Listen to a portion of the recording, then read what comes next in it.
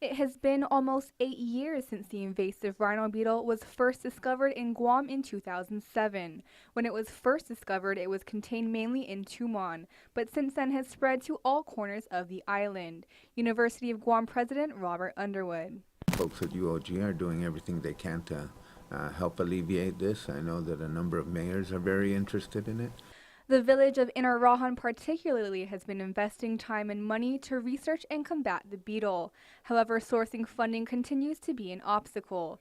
Just recently, the U.S. Department of Agriculture allocated $2.5 million to both Guam and Hawaii to aid this effort. The good news is that they gave 2.5 million. The bad news is they gave like 2.2 or almost all of it to Hawaii, and they gave us about 170,000 actually.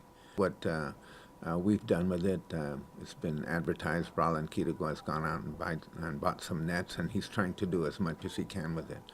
But it's very disappointing. Underwood states that Hawaii may have received almost all of the funding because the USDA wants to stem the spread of the beetles so they do not migrate to the U.S. mainland.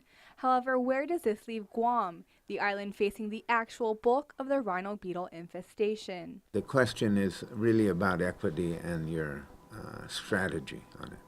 If you think that the strategy on fighting the rhino beetle is best fought at where it's the infestation is, which is here in Guam, then I think you ought to put the bulk of your effort here.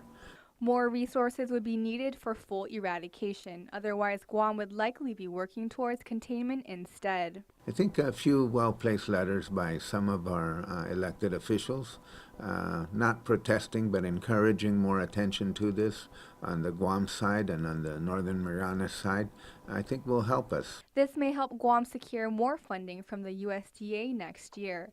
UOG has also led an effort to create the Pacific Micronesia Biosecurity Plan, a plan to deal with invasive species that should be rolling out in the next couple weeks.